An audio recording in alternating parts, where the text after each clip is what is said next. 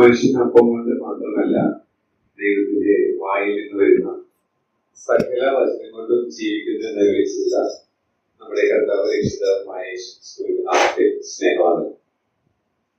ഞാന് ബോധിച്ചേട്ടനെ വിളിച്ചു, അല്ലെങ്കിൽ റിമൈൻഡ് ചെയ്തു ശനിയാഴ്ച വരണമെന്ന് പറഞ്ഞു. അപ്പൊ ഞാൻ എന്ത് പറയണം എന്ന് ചിന്തിച്ചിരുന്നപ്പോൾ 5 പാഠങ്ങൾ 20 മിനിറ്റാണ് സമയം നിങ്ങൾ പറഞ്ഞത്. 5 പാഠങ്ങൾ നിങ്ങളുമായിട്ട് പങ്കിടാമെന്നാണ് ഞാൻ ആഗ്രഹിക്കുന്നത്. നമുക്കറിയാം ക്രിസ്മസ് സീസണാണ്. അപ്പോ ഈ 5 പാഠങ്ങളിൽ ചില ചോദ്യങ്ങൾ ഞാൻ ചോദിക്കും. എന്റെ ജോലി ഇതായതുകൊണ്ട് ചോദ്യങ്ങൾ ചോദിക്കുക എന്നുള്ളത് ഒരു ഹരമാണ്. ചോദ്യങ്ങൾ ചോദിക്കും, നിങ്ങൾ പ്രതികരിച്ചാൽ നല്ലതാണ്. പ്രതികരിക്കുമ്പോൾ വളരെ ദൈർഘ്യമായ പ്രതികരണമായാൽ 20 മിനിറ്റിലേക്ക് നിൽക്കാൻ പറ്റില്ല. വളരെ ഷോർട്ടായിട്ട് നിങ്ങൾ പ്രതികരിച്ചാൽ നന്നായിരിക്കും എന്ന് ഞാൻ ആദ്യമേ പ്രസ്താവിക്കാം. യേശു ക്രിസ്മസ് സീസണാണ്. യേശു എന്തിനാണ് ഈ ഭൂമിയിലേക്ക് വന്നതെന്ന് ഒരാൾ ചോദിച്ചാൽ എന്തായിരിക്കും മറുപടി?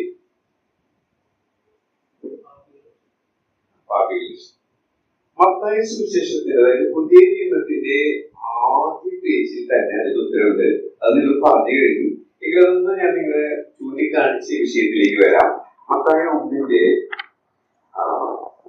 21-ാമത്തെ വാക്യം ഒന്ന് വായിക്കാമോ? മത്തായി 1-21. ശരി, ക്രിസ്തുമസ് സന്ദേശം അതാണ്. അവൾ ഒരു മകനെ പ്രസവിക്കും, അവൻ തന്റെ ജനത്തെ അവരുടെ പാപങ്ങളിൽ നിന്ന് രക്ഷിക്കാതിരിക്കൊണ്ട് നീ അവന് യേശു എന്ന് പേരിടണം. നിങ്ങളിൽ നിന്ന് ആദ്യം വന്ന ഉത്തരം അത് തന്നെയാണ്. പാപികളിൽ നിന്ന് പാപികളെ രക്ഷിക്കാൻ, അല്ലെങ്കിൽ പാപങ്ങളിൽ നിന്ന് രക്ഷിക്കാൻ.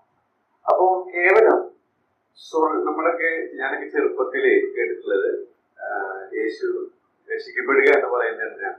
രക്ഷിക്കപ്പെടുക എന്ന് പറയുന്നത് എന്തിനാ? സ്വർഗത്തിൽ പോകാനാണല്ല. പക്ഷെ വചനം പഠിച്ചു വന്നപ്പോ അങ്ങനെ ഒരു വാക്യം ഞാൻ കാണാൻ എനിക്ക് സാധിച്ചില്ല. എനിക്ക് ചൂണ്ടിക്കാണിച്ചാൽ ഞാൻ തിരുത്താൻ തയ്യാറാണ്. പക്ഷെ ഞാൻ പഠിച്ച ചില കാര്യങ്ങൾ ഇതാണ്: പാപങ്ങളിൽ നിന്ന് രക്ഷിക്കാൻ. അപ്പോ രക്ഷിക്കപ്പെടുക എന്ന് പറഞ്ഞാൽ കേവലം സ്വർഗത്തിൽ പോവുക എന്നുള്ളത് മാത്രമല്ല, അനുദിന ജീവിതത്തിൽ അറിയപ്പെടുന്നതും അറിയപ്പെടാത്തതുമായ എല്ലാ പാപങ്ങളിൽ നിന്നും രക്ഷിക്കപ്പെട്ടുകൊണ്ടുള്ള അതിനും കൂടെയാണ് കർത്താവ് ഭൂമിയിലേക്ക് വന്ന് മരിച്ചത്. കർത്താവ് മരിച്ചതിന്റെ ഉദ്ദേശം പറയുന്നൊരു വാക്യമുണ്ട്, 1 പത്രോസ് 2-ല്. അത് വായിക്കേണ്ടത് നിങ്ങൾക്കറിയാം. അവൻ നമ്മുടെ പാപങ്ങളെ ചുമന്നുകൊണ്ട് ക്രൂശിന്മേൽ കയറി അവന്റെ അടിപ്പിടലുകളാൽ നിങ്ങൾക്ക് സൗഖ്യം വന്നിരിക്കുന്നു. അത് എന്തിനു വേണ്ടിയാണെന്നുള്ളത് ആ ഭാഗത്ത് പറയുന്നത് ഓർമ്മയുണ്ടോ? നാം പാപം സംബന്ധിച്ച് മരിച്ച് നീതിക്ക് ജീവിക്കേണ്ടത്. അപ്പോ കർത്താവിന്റെ മരണം പറയുന്ന, അല്ലെങ്കിൽ ജനനം പറയുന്നിടത്ത് അതിന്റെ പർപ്പസും ദൈവത്തിന്റെ ആത്മാവ് രേഖപ്പെടുത്തിയിട്ടുണ്ട്. അത് നമ്മളെ സ്വർഗത്തിലേക്ക് കൊണ്ടുപോകുക എന്നുള്ളത് മാത്രമല്ല, അത് അൾട്ടിമേറ്റ് ലക്ഷ്യം തന്നെയാണ്. പക്ഷേ കർത്താവ് വന്നത് പാപങ്ങളിൽ നിന്ന് നമ്മെ രക്ഷിക്കാനാണ്. അത് നിത്യനരകത്തിൽ നിന്ന് രക്ഷിക്കാൻ മാത്രമല്ല, അനുദിന ജീവിതത്തിലുള്ള നാം നേരിടുന്ന പാപങ്ങളിൽ നിന്ന് രക്ഷിക്കാൻ കൂടെയാണ് കർത്താവ് വന്നത്. അതിന് നമ്മെ സഹായിക്കുന്ന 5 പാഠങ്ങൾ. അതാണ് ഞാൻ ഈ ദിവസങ്ങളിൽ ഞാൻ കുടുംബസ്ഥനാണ്. അപ്പൊ ഞാൻ കുടുംബമായിട്ട് നിങ്ങൾ പ്രാക്ടീസ് ചെയ്യാനായിട്ട് ശ്രമിക്കുക. അതിൽ നിന്ന് ഞാനൊക്കെ LKG സ്റ്റുഡന്റാണ്. പക്ഷെ നിങ്ങളിവിടെ ഇരിക്കുന്നവര് PhD എടുത്തവരായിരിക്കാം.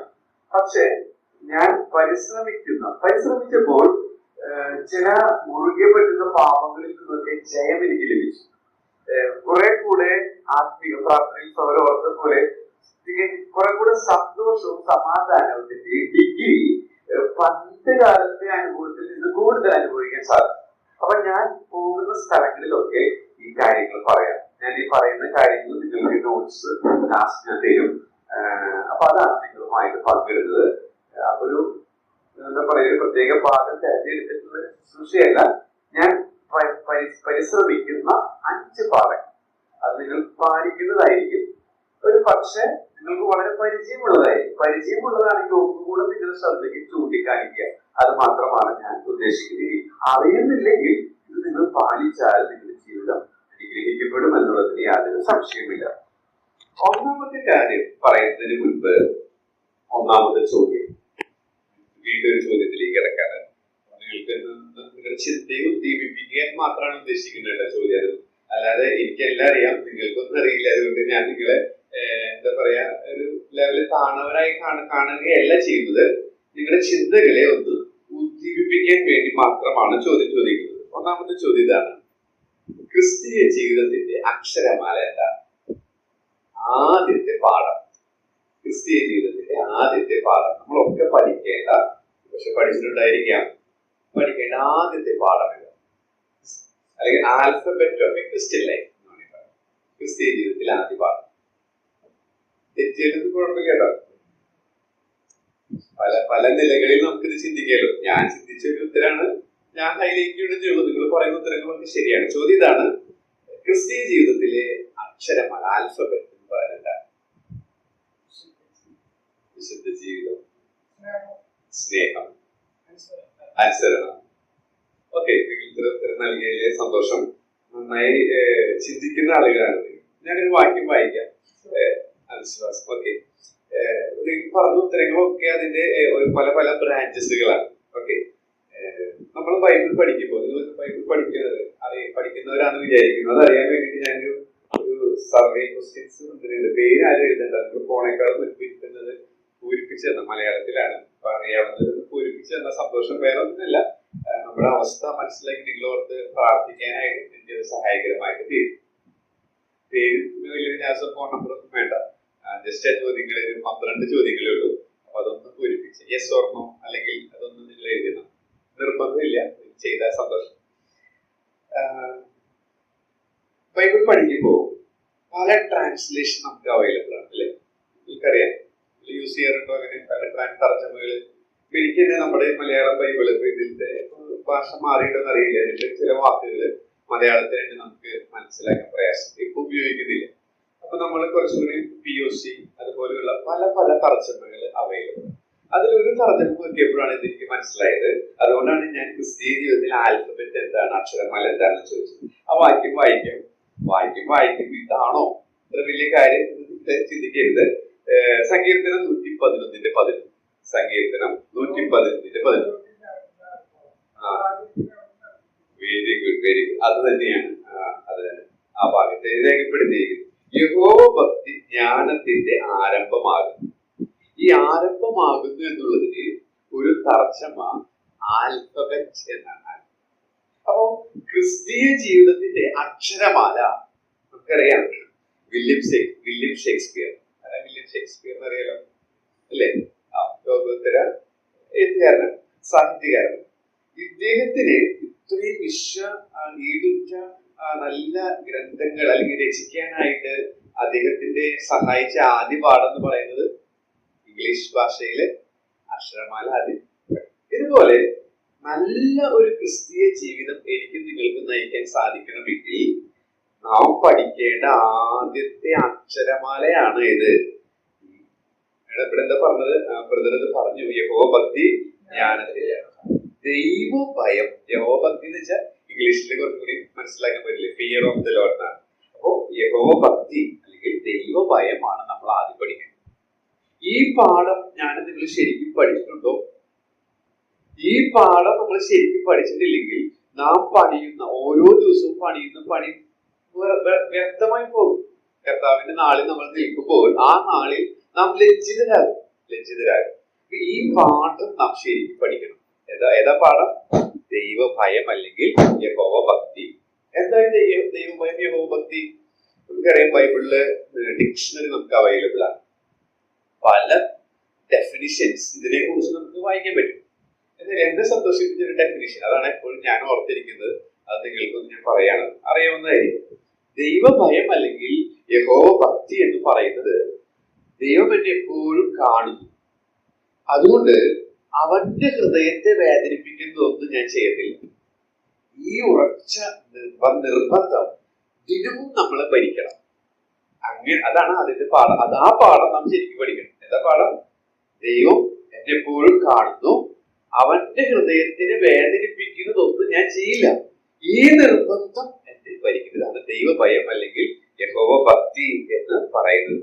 ഈ പാഠം ഞാൻ നിങ്ങൾ ശരി ഇതിന്റെ പ്രാധാന്യം മനസ്സിലാക്കാനായിട്ട് ഒരു ഒരു എഴുത്തുകാരന്റെ ഒരു കോട്ട് നമ്മൾ പഠിക്കുമ്പോൾ പല പുസ്തകങ്ങളൊക്കെ വായിക്കുന്നുണ്ടാവും വിചാരിക്കും. നല്ല ഡിവോഷണൽ ബുക്സ് വായിക്കുന്നത് വളരെ നല്ലതാണ്. ക്രിസ്തീയ ജീവിതത്തില് നമ്മൾ ഒരുപാട് സഹായിക്കും.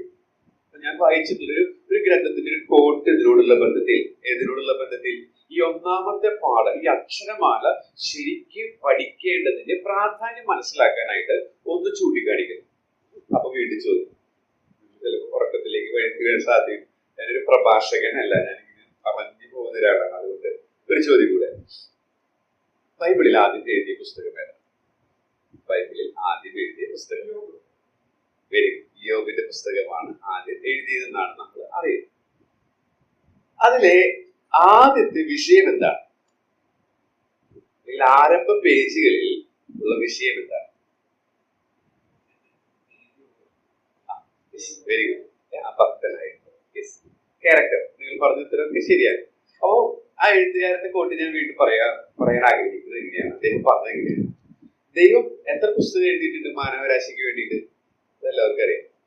ഒരൊറ്റ പുസ്തകമാണ് ദൈവം എഴുതിയ ഒറ്റ പുസ്തകമേ ഉള്ളൂ. അതാണ് നമ്മുടെ കയ്യിലുള്ള ബൈബിൾ. അപ്പൊ ദൈവം എന്ന എഴുത്തുകാരൻ ഒരു പുസ്തകം എഴുതാനായിട്ട്, മാനവരാശിക്ക് കൊടുക്കാൻ ഒരു പുസ്തകം എഴുതാനായിട്ട് തീരുമാനിച്ചപ്പോ ഏത് കാര്യത്തെ കുറിച്ച് ആദ്യം എഴുതി തുടങ്ങിയത്? ഭൂസ്ദേശത്ത് എന്ന് പറഞ്ഞ് തന്നെ ഭയപ്പെട്ട് ജീവിക്കുന്ന ഒരു മനുഷ്യന്റെ ചരിത്രം രേഖപ്പെടുത്താനാണ് തന്റെ തൂലിക. ആ എഴുത്തുകാരന്റെ കോട്ട് ചെയ്തിട്ടാണ് ഞാൻ പറയുന്നത് എന്റെ ആശയം. അപ്പോ ഞാൻ നേരത്തെ പറഞ്ഞല്ലോ, ഒന്നാമത്തെ പാഠത്തിന്റെ പ്രാധാന്യം തിരുവെഴുത്ത് തന്നെ നമ്മെ പഠിപ്പിക്കുന്നു. എന്താണത്? ദൈവം ഒരൊറ്റ പുസ്തകം മാനവരാശിക്ക് എന്നേക്കുമായിട്ട് തരാണ്. അത് തരുമ്പോ ദൈവം രേഖപ്പെടുത്താൻ ഇഷ്ടപ്പെടുന്ന ഒരു പ്രധാനപ്പെട്ട കാര്യം എന്ന് പറയുന്നത് തന്നെ ഭയപ്പെട്ട് ജീവിക്കുന്ന ഒരു വ്യക്തിയുടെ ചരിത്രം. അപ്പൊ അതിൽ നിന്ന് തന്നെ അതിന്റെ ഗൗരവം നമുക്ക് മനസ്സിലാക്കാൻ സാധിക്കും. എനിക്ക് സാധിച്ചു, നിങ്ങൾക്ക് സാധിക്കും എന്നുള്ള വിശ്വാസമാണ് എനിക്കുള്ളത്. നമ്മുടെ ക്രിസ്തീയ ജീവിതത്തിൽ ആദ്യം പഠിക്കേണ്ട അക്ഷരമാല എന്ന് പറയുന്നത് ദൈവഭയമാണ്. ദൈവഹൃദയത്തെ വേദനിപ്പിക്കുന്നതൊന്നും എനിക്ക് വേണ്ട.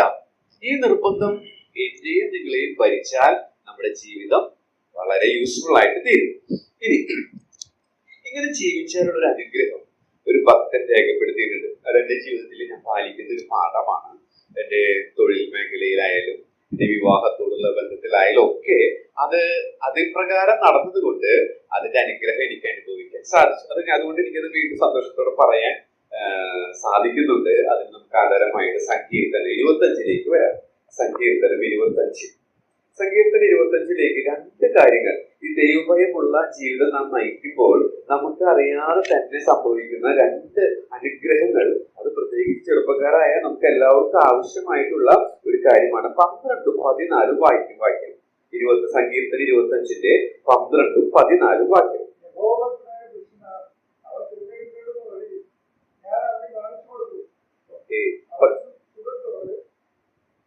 14.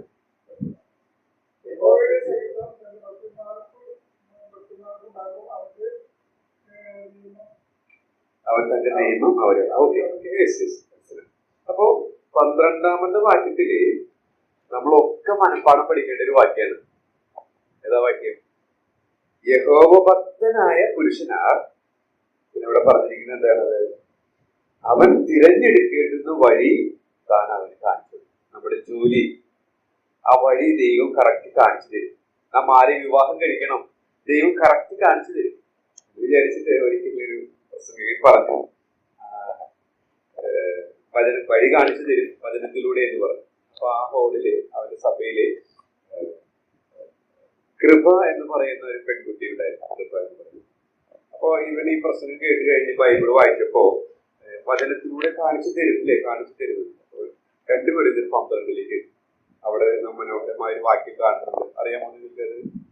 എന്റെ കൃപ, അതിന് കൃപ നിനക്ക് മതി എന്നുള്ളത് അവൻ ഹൈലൈറ്റ് ചെയ്തു. അപ്പൊ അവൻ ഉറപ്പിച്ചു ദൈവഹിതം. കാരണം ദൈവവചനത്തിലൂടെ കാണിച്ചു തരുന്നുണ്ട് എന്താണ്? കൃപ നിനക്ക് മതി. കൃപ എന്ന് പറഞ്ഞു ഒരു ഒരു പ്രസംഗിക്കാൻ പറഞ്ഞു കേട്ടതാണ്. അങ്ങനെയുള്ള കാണിച്ചു തരുന്ന കേസല്ല ഇവിടെ പറഞ്ഞത് കേട്ടോ. ഇവിടെ പറഞ്ഞത് ഓരോ ദിവസവും ദൈവത്തിന്റെ ഹൃദയത്തെ വേദനിപ്പിക്കുകയില്ല എന്നുള്ള ഉറപ്പോടും നിശ്ചയത്തോടും കൂടെ ഞാനും നിങ്ങൾ ജീവിക്കുമ്പോൾ അത് അതാണ് യഹോവ ഭക്തൻ. അങ്ങനെ നടക്കുമ്പോൾ പോകേണ്ടുന്ന വഴി, ജോലി, ഏത് വിഷയം തെരഞ്ഞെടുക്കണം, ഏത് വ്യക്തിയെ വിവാഹം കഴിക്കണം, എന്താണ് ഞാൻ എന്റെ ജീവിതത്തിന്റെ ജംഗ്ഷനിൽ നിൽക്കുമ്പോൾ എങ്ങോട്ടാണ് ഞാൻ പോകേണ്ടത്, ഇതിനെ കുറിച്ചുള്ള ഒരു വെളിച്ചം നമ്മുടെ ഉള്ളിൽ നൽകും. അല്ലെങ്കിൽ നാം മാനുഷികമായ ആലോചനകളൊക്കെ ചെയ്ത് അബദ്ധത്തിൽ ചെന്ന് ചാടാൻ ഇടയായിട്ട് തീരും. അപ്പോ ദാവീദ് പറയാണ്, ദൈവഭക്തനായി ജീവിച്ചാൽ പോകേണ്ടുന്ന വഴി, കറക്റ്റ് ആയിട്ടുള്ള വഴി, തികവുള്ള വഴി അവൻ കാണിച്ചു തരും. ദൈവത്തിന് അറിയാം നിങ്ങൾക്ക് ഏത് വിഷയം പഠിക്കണമെന്ന് അറിയാൻ ആഗ്രഹമുണ്ടോ? ദൈവം നിങ്ങളെ കുറിച്ച് എന്താ ആഗ്രഹിക്കുന്നതെന്ന് അറിയാൻ ആഗ്രഹമുണ്ടോ? ആരെയാണ് വിവാഹം കഴിക്കേണ്ടതെന്ന് അറിയാൻ ആഗ്രഹമുണ്ടോ? എന്താണ് ജീവിതത്തിൽ അടുത്ത സ്റ്റെപ്പ് എടുക്കേണ്ടതെന്ന് അറിയാൻ ആഗ്രഹമുണ്ടോ? ഒരു സിമ്പിൾ ടെക്നിക്കാണ് ദൈവവചനം പറയുന്നത്. വേറെ ഷോർട്ട് കട്ട് ഒന്നുമില്ല. എന്താ ഷോർട്ട് കട്ട്? എന്താ ആ പറയുന്ന വഴി? ദൈവത്തെ ഭയപ്പെട്ട്, അതാണ് അക്ഷരം. അങ്ങനെ ചെയ്താൽ പോകേണ്ടുന്ന വഴി കാണിച്ചു തരും. എന്റെ ജീവിതത്തിൽ അതെനിക്ക് 100% സാക്ഷ്യപ്പെടുത്താനായിട്ട് സാധിക്കും. മാത്രമല്ല 14-ാം വാക്യത്തിൽ മറ്റൊരു കാര്യം പറയാണ്, സഖിത്വം ഉണ്ടാകും, ഫ്രണ്ട്ഷിപ്പ്. നമ്മുടെ ഏറ്റവും നല്ല ഫ്രണ്ട് ദൈവമായിട്ട് മാറും. ഏറ്റവും ബെസ്റ്റ് ഫ്രണ്ട് എന്ന് പറയുന്നത് ഈ ലോകത്തിൽ നമുക്ക് എല്ലാവരും മാറിപ്പോകും. കർത്താവിനെ കുറിച്ച് വായിക്കുന്നത്, നീയോ അനന്യൻ എന്നാണ് എബ്രായർ 1 വായിക്കുന്നത്. എബ്രായർ 13 യഹോവയെ മാറ്റമില്ലാത്ത നിലയിൽ നിന്നും അനന്യനാണ്, ഇമ്മ്യൂട്ടബിൾ ആണെന്നാണ് പറയുന്നത്. മ്യൂട്ടേഷൻ ഉള്ള ലോകത്താണ് നമ്മൾ ജീവിക്കുന്നത്. എന്നാൽ അങ്ങനെ ഒരു മ്യൂട്ടേഷൻ സംഭവിക്കാത്ത, ഗതിഭേദത്താലുള്ള ആച്ഛാദനം സംഭവിക്കാത്തവനാണ് നമ്മുടെ കർത്താവ്. അവനൊരു ഫ്രണ്ടായിട്ട് നമുക്ക് ലഭിക്കുക എന്ന് പറയുന്നതിൽ ഇതിൽ പകരം അനുഗ്രഹം വേറെ ഇല്ല എന്നുള്ളതാണ്. അപ്പോ ഒന്നാമത്തെ പാഠം നിങ്ങളുടെ ശ്രദ്ധയിലേക്ക് ഒന്ന് ചൂണ്ടിക്കാണിക്കാൻ ഞാൻ ശ്രമിക്കുന്നത്, ക്രിസ്തീയ ജീവിതത്തിലെ ആദ്യത്തെ പാഠം അക്ഷരമാണ് ദൈവത്തെ ഭയപ്പെട്ട് ജീവിക്കുക എന്നുള്ളത്. ഞാൻ നിങ്ങളും അങ്ങനെ ചെയ്താൽ പോകേണ്ടുന്ന വഴി കറക്റ്റായിട്ട് കാണിച്ചു തരും. ദൈവത്തിന്റെ വാഗ്ദത്തങ്ങൾക്ക് മാറ്റമില്ല. മാത്രമല്ല നമ്മെ മുറ്റുമറിയുന്നവരുമായിട്ട് നല്ലൊരു ഫ്രണ്ട്ഷിപ്പ് നമുക്കുണ്ടാകും. അത് നമ്മെ ഒരുപാട് ഈ മരുയാത്ര, ചൂടേറിയ മരുയാത്രയിൽ ശക്തിപ്പെടുത്തും എന്നുള്ളതിന് യാതൊരു സംശയമില്ല. രണ്ടാമത്തെ പാഠം ഞാൻ വരാണ്, അതിലേക്ക് ചോദ്യം. കർത്താവിൽ എപ്പോഴും സന്തോഷിക്കാനായിരുന്നു എപ്പോഴും സന്തോഷിക്കാൻ സാധിക്കും ഒരു മനുഷ്യന് എപ്പോഴും സന്തോഷിക്കാൻ സാധിക്കുമോ? പ്രായോഗികമായിട്ട് അത് സാധ്യമാണോ? ഇല്ല 100% ഇല്ല എന്നുള്ളതാണ് അതിന്റെ ഉത്തരം. നിങ്ങൾ സമ്മതിക്കുമെന്ന് ഞാൻ വിചാരിക്കുന്നു. ഇനി കർത്താവിൽ എപ്പോഴും സന്തോഷിക്കാൻ സാധിക്കുമോ? കർത്താവിൽ എപ്പോഴും 365 ദിവസവും സന്തോഷിക്കാൻ സാധിക്കുമോ? Yes, very good. 100% സാധിക്കും എന്നുള്ളതാണ് ഉത്തരം. കാരണം ബൈബിൾ അത് പറയുന്നത്.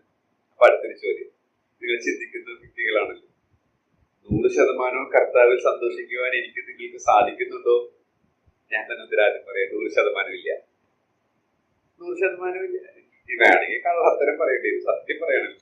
ദൈവമുമ്പാകെ നമ്മൾ നിൽക്കുമ്പോൾ എനിക്ക് പറയാൻ സാധിക്കും 100% സാധിക്കും.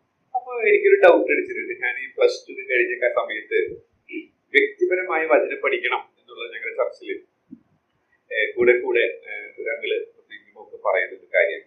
അപ്പൊ ഞാനത് പാലിക്കാനായിട്ട് ശ്രമിച്ചു. അപ്പൊ ഫിലിപ്പ് ലേഖനാണ് ആദ്യം പഠിക്കേണ്ടത്. ഫിലിപ്പ് ലേഖനം. അപ്പൊ അതിന് പറയുന്നതാണ് കർത്താവിൽ എപ്പോഴും സന്തോഷിക്കും. അങ്ങനെ ഇരിക്കുന്ന സമയത്താണ് ഞങ്ങളുടെ തറവാട് വീടൊക്കെ വിറ്റു.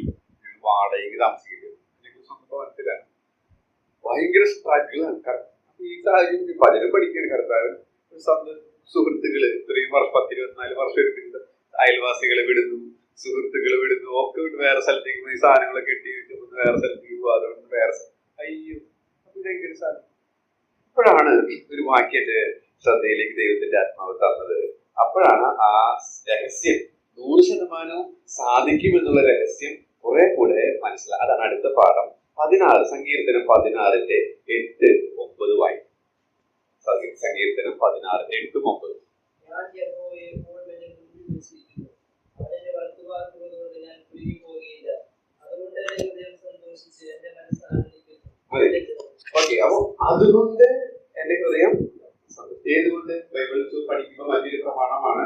പല തർജ്ജമകൾ നമ്മൾ യൂസ് ചെയ്യുന്നത് പോലെ തന്നെ ക്വസ്റ്റ്യൻസ് ചോദിക്കാം. അപ്പൊ അതുകൊണ്ട് therefore എന്നാണ് ഇംഗ്ലീഷിൽ. അപ്പൊ ഒരു therefore എന്നൊരു ചോദ്യം ന്യായമായ പഠിതാവിന് ചോദിക്കാം. അപ്പൊ അതിന് തൊട്ട് മുകളിൽ പറഞ്ഞിരിക്കുന്ന കാര്യമാണ്, അതുകൊണ്ട് എന്റെ ഹൃദയം സന്തോഷിച്ചു. ഏതുകൊണ്ട് ഹൃദയം സന്തോഷിച്ചു? തൊട്ട് മുകളിൽ 8-ാമത്തെ വാക്യം പറയാണ്, ഞാൻ യഹോവയെ എപ്പോഴും എന്റെ മുമ്പിൽ. ഇതാണ് അടുത്ത പാഠം. യഥാർത്ഥമായി ദൈവ സാന്നിധ്യം അനുഭവിക്കും. ഇത് ശരിക്കും നിങ്ങൾ പ്രാക്ടീസ് ചെയ്തു. പക്ഷെ പ്രാക്ടീസ് ചെയ്യുന്നവരെ ഓർത്ത് ദൈവത്തിന് സ്തോത്രം. ഇനി അഥവാ പ്രാക്ടീസ് ചെയ്യുന്നില്ലെങ്കിൽ ഇന്ന് മുതലെങ്കിലും ചെയ്തു നോക്കും. എന്താണെന്ന് അറിയാമോ? യഥാർത്ഥമായി ദൈവ സാന്നിധ്യം പ്രാക്ടീസ് ചെയ്യാം. സിമ്പിൾ ആയിട്ട് പറഞ്ഞാൽ അതാണ് ഇവിടെ ദാവീദ് പറഞ്ഞത്. ഇത് കർത്താവിനെ കുറിച്ച് അപ്പോസ്തലപ്രവൃത്തി 2 നമ്മൾ വായിക്കുന്നുണ്ട്. ഞാൻ ഈ യഹോവയെ എപ്പോഴും എന്റെ മുമ്പിൽ വെച്ചിരിക്കുന്നു എന്നുള്ളത് പത്രോസിന്റെ മനോഹരമായ ആദ്യത്തെ പ്രസംഗത്തിലേക്ക് കോട്ട് ചെയ്തിട്ട് നമുക്ക് അവിടെ കാണാൻ സാധിക്കും. സിമ്പിൾ ആയിട്ട് നമ്മൾ പ്രാക്ടീസ് ചെയ്യുന്നതിനുള്ള ഈ സത്യങ്ങൾ. അപ്പൊ ഞാൻ എങ്ങനെ ചെയ്തത് പറയാം. കർത്താവ് എന്റെ അരികിലും കൂടെയുണ്ട്. ഇത് സെൻസ് ചെയ്യാൻ എനിക്ക് സാധിക്കും. ഇതാണ് ഞാൻ വൈകും ഞങ്ങൾ തീരുമാനമുണ്ട്. അപ്പോ കറിയില് ഉപ്പ് വന്നു. അപ്പോ കർത്താവ് അടുത്തുണ്ട് എന്നുള്ള ചിന്തയിൽ ഇങ്ങനെ ഉപ്പൊക്കെ കുറഞ്ഞു വിഷന്ന് പൊരുത്തു പോയി വരും. അങ്ങനെയുള്ളൊരു ടെൻഡൻസി ദേഷ്യമൊക്കെ വരാൻ സാധ്യതയുണ്ട്. പക്ഷെ കർത്താവ് അടുത്തുണ്ട് എന്നുള്ളത് അവള് ഓർമ്മിക്കാൻ. യെസ്, ഞങ്ങൾ ഒരുമിച്ച് പ്രാക്ടീസ് ചെയ്യാം. ഇടയ്ക്ക് ഞാൻ നേരത്തെ പറഞ്ഞ LKG സ്റ്റുഡന്റ് ആയിട്ടുള്ളൂ. അപ്പോ കർത്താവ് അടുത്തുണ്ടെന്നുള്ളത് ഫീൽ ചെയ്യും. അത് സെൻസ് ചെയ്ത് ജീവിക്കും. അതാണ് ഇവിടെ പറയുന്നത്. ദാവീദ് ഞാൻ യഹോവയെ എപ്പോഴും എന്റെ മുമ്പിൽ, അതുകൊണ്ട് എന്റെ ഹൃദയം സന്തോഷം. അപ്പോ എനിക്ക് മനസ്സിലായി, സ്ഥലം വിറ്റാലും കൂട്ടുകാർ പോയാലും സുഹൃത്തുക്കൾ പോയാലും കർത്താവ് അടുത്തുണ്ട്. ഇത് ഞാൻ ആ ഉറപ്പ് നിശ്ചയിക്ക് ഫീൽ ചെയ്യുന്നുണ്ടോ? ഉദാഹരണം പറയാം, നമ്മൾ പാടി കർത്താവ് അടുത്തുണ്ട് എന്ത് വെച്ചിട്ടാണോ നമ്മൾ പാടി. ഇപ്പൊ ഉത്തരം പറയണ്ട, അതിന് ഉത്തരം പറയണ്ട, മനസ്സിൽ പറഞ്ഞു കർത്താവ് അടുത്തുണ്ട് എന്ന് വെച്ച് കാണുമ്പോഴേ അതോ എത്ര ചെറുപ്പം തൊട്ടല്ലേ ജനിച്ച് വീണപ്പോ തൊട്ട് കേൾക്കണ കാര്യം റുട്ടീനാണില്ലേ. ഞാനിവിടെ ഈ മക്കളിൽ ചെറുപ്പത്തിൽ ട്യൂഷന് പോകേണ്ടത് ഞാൻ കണ്ടൊരു പ്രവണത പറയും. ഉച്ചയ്ക്ക് ഞാൻ വരുമ്പോ ഉച്ച നേരത്തെ അപ്പച്ചനെ ചെയ്യുന്ന പ്രാർത്ഥിക്കും. ഇവരോട് അത് പറയാണ്, പ്രിയം ഞങ്ങളെയും വിളിച്ച് പ്രാർത്ഥിക്കും. അത് രാവിലെ കുടുംബ പ്രാർത്ഥന, ഉച്ചയ്ക്ക് കുടുംബ പ്രാർത്ഥന, വൈകിട്ട് കുടുംബ പ്രാർത്ഥനയാണ് ഞാൻ ഇവിടെ ചെറുപ്പത്തിൽ കണ്ടിരുന്നത്. ഇതൊക്കെ കണ്ട് ശീലിച്ചു വരണം. നമ്മെ സംബന്ധിച്ച് ഇതൊക്കെ ഒരു ചടങ്ങായി ആചാരമായിട്ട് പോവുകയാണ്. പക്ഷെ ശ്രദ്ധിക്കുക, കർത്താവിന്റെ അടുത്തുണ്ട് എന്ന് നമ്മൾ 24 മണിക്കൂർ നമുക്ക് സെൻസ് ചെയ്യാൻ സാധിച്ചാലോ തീർച്ചയായിട്ടും നമുക്ക് സന്തോഷിക്കാനായിട്ട്. രണ്ടാമത്തെ പാഠതാണ് കർത്താവിന്റെ അടുത്തുണ്ട്, കൂടെ ഉണ്ട്.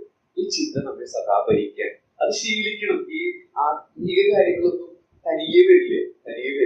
ദൈവത്തെ ഭയപ്പെടണം, ദൈവഹൃദയത്തെ വേദന. ഇത് നാം തന്നെ മനഃപൂർവ്വം ശ്രമിക്കണം. ദൈവത്തിന്റെ ആത്മാവ് നമ്മളതിന് സഹായിക്കും. നമ്മുടെ ആഗ്രഹത്തിന്റെ ആത്മാർത്ഥത കാണും. രണ്ടാമത് ദൈവത്തിന്റെ സാന്നിധ്യം കർത്താവിന്റെ അടുത്തുണ്ട്. ഈ ബോധ്യമുള്ള ആളായിരുന്നു യോസേഫ്, അല്ലെ? അതുകൊണ്ടാണ് അവൻ ഫലപ്രദമായ വിശ്വക്ഷമായിട്ട് മാറിയത്. ഞാനത് വിടുകയാണ്. മൂന്നാമത്തെ കാര്യം, സമയം 5 മിനിറ്റിനുള്ളിൽ കാര്യം പറഞ്ഞ് അവസാനിപ്പിക്കും. മൂന്നാമത്തെ കാര്യം, കർത്താവ് ഡെയിലി ചെയ്യാൻ പറഞ്ഞ കാര്യം എന്താ? കർത്താവ് ഡെയിലി ചെയ്യാൻ പറഞ്ഞത് ഒറ്റ കാര്യം എഴുതി തന്നിട്ടുള്ളൂ. പ്രാർത്ഥിക്കുക. ഡെയിലി ചെയ്യാൻ കർത്താവ് പറഞ്ഞ കാര്യം സ്തോത്രം ചെയ്യുക. ഓക്കെ, വചനം ധ്യാനിക്കുക. ഓക്കെ, ഡെയിലി കർത്താവ് ചെയ്യാൻ പറഞ്ഞ കാര്യം നമുക്ക് വായിക്കാം. അത് ഓക്കെ, ഇനി അതിന്റെ ആ വാക്യത്തിന്റെ ഭാഗം പറഞ്ഞ് നിങ്ങൾ മനസ്സിലേക്ക് വരും കേട്ടോ. ദിനന്തോറും ചെയ്യാൻ പറഞ്ഞ കാര്യം, അത് ഇംഗ്ലീഷിന് ഡെയിലി എന്ന് പറഞ്ഞത്. ദിനന്തോറും ഒരൊറ്റ കാര്യം കർത്താവ് പറഞ്ഞിട്ടുള്ളൂ. നേരത്തെ നമ്മൾ പറഞ്ഞു, ഇതൊക്കെ നിങ്ങൾ പറഞ്ഞതൊക്കെ അതിന്റെ ബൈ പ്രൊഡക്റ്റ് ആണ്. സുവിശേഷം അറിയിക്കുക, അതൊക്കെ അതിന്റെ ഫലങ്ങളാണ്. പക്ഷെ ഒറ്റ കാര്യം, അത് ചെയ്തിട്ട് വേണം സുവിശേഷം അറിയിക്കാൻ, അത് ചെയ്തിട്ട് വേണം നാം സ്തോത്രം ചെയ്യാൻ, അത് ചെയ്തിട്ട് വേണം നമ്മൾ അതിന് ധ്യാനിക്കാൻ, അത് ചെയ്തിട്ട് വേണം നമ്മളിത്. അതില്ലാതെ ചെയ്താൽ നമ്മൾ ഫലകരമായ വേലയാവില്ല. കർത്താവിന്റെ മുമ്പാകെ അത് വെന്തു പോകും. ഒറ്റ കാര്യം കർത്താവ് പറഞ്ഞു. ഒരു ഉദാഹരണം പറയട്ടെ. കർത്താവ് അന്ന് പറയണം വചനം ധ്യാനിക്കുക എന്ന് പറയുന്നില്ലേ. അപ്പോ എല്ലാവർക്കും അത് സാധിക്കും. നമ്മുടെ ഇന്നത്തെ ഭാഷയിൽ പോലെ എല്ലാവർക്കും അത് പ്രായോഗികമായിട്ട് സാധിക്കും. നമ്മുടെ ഇന്നത്തെ ലെവലിൽ എത്തില്ല. സിനിമയിൽ പോയ വചനം കേട്ട് അത് ഓർത്ത് വെച്ചിട്ട് വേണം പറയാൻ. നമ്മുടെ ഇന്നത്തെ പോലെ ബൈബിളൊന്നും ഇല്ല. പക്ഷെ എന്നാലും വചനം ധ്യാനിക്കവര് എവിടെ നേരം ചെറുപ്പത്തിൽ തന്നെ വരെ ആവർത്തനം വരെ അവർ പഠിപ്പിക്കുന്നത് കൊണ്ട് അവർ ഓർത്ത് വെച്ച് ധ്യാനിക്കും. പക്ഷെ നമ്മുടെ ഇന്നത്തെ പോലെ അത് പ്രാക്ടിക്കൽ അല്ല. അപ്പൊ നമ്മുടെ കർത്താവ് എല്ലാം പ്രാക്ടിക്കൽ ആയിട്ടുള്ള കാര്യങ്ങളാണ് പറഞ്ഞിരിക്കുന്നത്. കർത്താവ് പറഞ്ഞ ഡെയിലി ചെയ്യാൻ പറഞ്ഞ കാര്യം ലൂക്കോസിന്റെ സുവിശേഷം 9:20. 3 സുവിശേഷങ്ങളിൽ റിപ്പീറ്റ് ചെയ്തിട്ടുണ്ട്. പിന്നെ അവൻ എല്ലാവരോടും പറഞ്ഞത്, എന്നെ അനുഭവിക്കാൻ ഉദ്ദേശിച്ചാൽ തന്നെത്താൻ നിശ്ചയിച്ച് നാളത്തോടും തന്നെ കുരിശെടുത്തുകൊണ്ട് എന്നെ അനുഭവിക്കണം. നാൾത്തോറും ഡെയിലി തന്റെ ക്രൂശ് എടുത്തൽ, അതായത് നാൾത്തോറും നമ്മൾ ക്രൂശ് എടുത്തൽ. അങ്ങനെ പറഞ്ഞാൽ എന്താ? ഞാൻ മനസ്സിലാക്കുന്നത്, അതായത് ഞങ്ങൾ പ്രാക്ടീസ് ചെയ്യുന്ന കാര്യം എന്ന് പറയാം, സ്വന്തം ഇഷ്ടത്തിന് മരിച്ച് ദൈവത്തിന്റെ ഇഷ്ടത്തിന് ചെയ്യും. അതാണ് ക്രൂശ് എടുത്തനികൾ. ഇപ്പൊ ഡെയിലി ചെയ്യാൻ പറഞ്ഞ കാര്യം സ്വയത്തിന് മരിപ്പിക്കുക. ഞാൻ എന്ന പാവത്തെ, എന്റെ ഇഷ്ടങ്ങളെ മരിപ്പിച്ചുകൊണ്ടുള്ളൊരു ജീവിതം. ഇതാണ് ഡെയിലി കർത്താവ് ചെയ്യാൻ പറഞ്ഞത്. ആ ജീവിതത്തിൽ നിന്നാണ് ജീവജലത്തിന്റെ നദികൾ ഒഴുകുക. അപ്പോഴാണ് മറ്റുള്ളവർ തിരിച്ചറിഞ്ഞ് കർത്താവിലേക്ക് വരിക. ഇത് നമ്മൾ നടക്കുന്നില്ലെങ്കിൽ കർത്താവ് ഡെയിലി ചെയ്യാൻ പറഞ്ഞ കാര്യം നമ്മൾ അനുസരിക്കുന്നില്ല.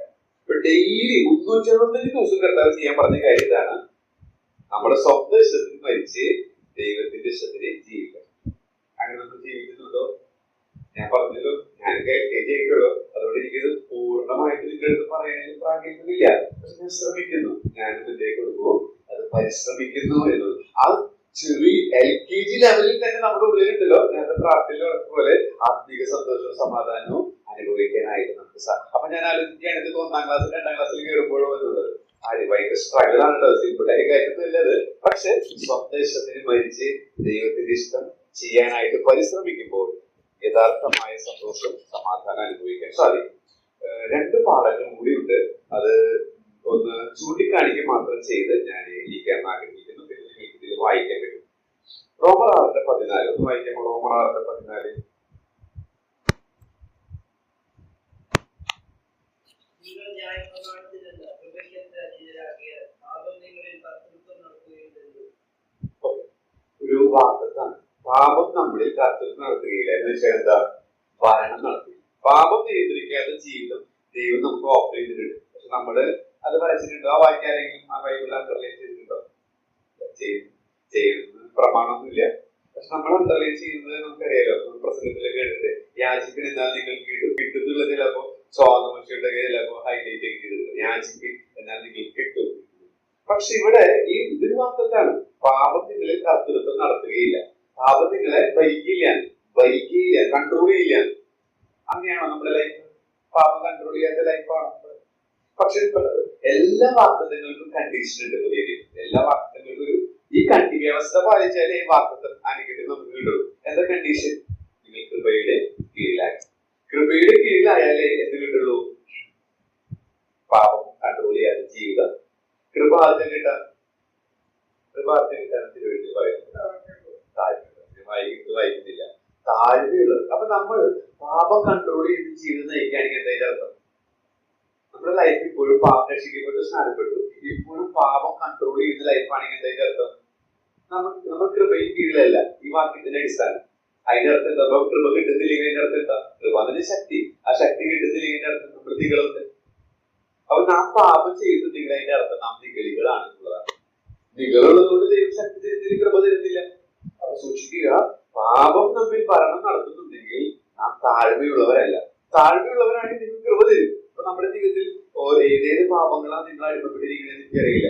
എന്നെ കുറിച്ച് എനിക്ക് കൃത്യമായിട്ട് അറിയുള്ളൂ. അപ്പൊ അതുകൊണ്ട് നിങ്ങൾ വിമർശിക്കേണ്ട ഒരു അർഹത ഇരിക്കില്ല. പക്ഷെ ഞാൻ എന്നോട് തന്നെ പറയാം, ഞാൻ ഏതെങ്കിലും ചെടിയിൽ പാപച്ചെടിയിൽ എന്റെ അഴുക്ക് എന്നിൽ പറ്റുന്നുണ്ടെങ്കിൽ അതിന്റെ അർത്ഥം ആ സമയത്ത് എനിക്ക് നിഗളം വന്നിട്ടുണ്ടെന്നുള്ളതാണ്. കാരണം ദൈവം പറയുന്ന വാക്തത്വം, ദൈവത്തിന്റെ വാക്തത്തിന് മാറ്റമില്ലാത്തത് കൊണ്ട് അതങ്ങനെ ഞാൻ കൂടുതൽ വിശ്വസിക്കുന്ന ഒരു കാര്യം കൂടി ഉണ്ട്. ഒന്ന് യോഹന്നാൻ 1:7 വായിക്കേണ്ട. അവിടെ ഞാൻ പറയാൻ ഉദ്ദേശിക്കുന്ന കാര്യത്തിലേ ഉള്ളൂ. എപ്പോഴും സത്യസന്ധരായിട്ട് ജീവിക്കുക. അവിടെ വെളിച്ചത്തിൽ നടക്കുക എന്നാണ് പറയുന്നത്. വെളിച്ചത്തിൽ നടക്കുക എന്ന് വെച്ചാൽ ഞാൻ പരിശീലിക്കുന്ന 5ാമത്തെ ഒരു പാഠാണ്. ദിവസവും കിടന്നുറങ്ങുന്നതിന് മുൻപ് ആ ദിവസം പറ്റിയ ചെളികൾ, നമ്മൾ ആരും പെർഫെക്റ്റ് അല്ല. ഇത് ആദാമി പ്രകൃതമാണ്. എല്ലാവരിലും കുറവുകളും തെറ്റുകളും പാപങ്ങളും ഒക്കെ എങ്കിലും നിങ്ങളിലൊക്കെ വരുന്നുണ്ട് എന്നുള്ളത് ഒരു യാഥാർത്ഥ്യമാണ്.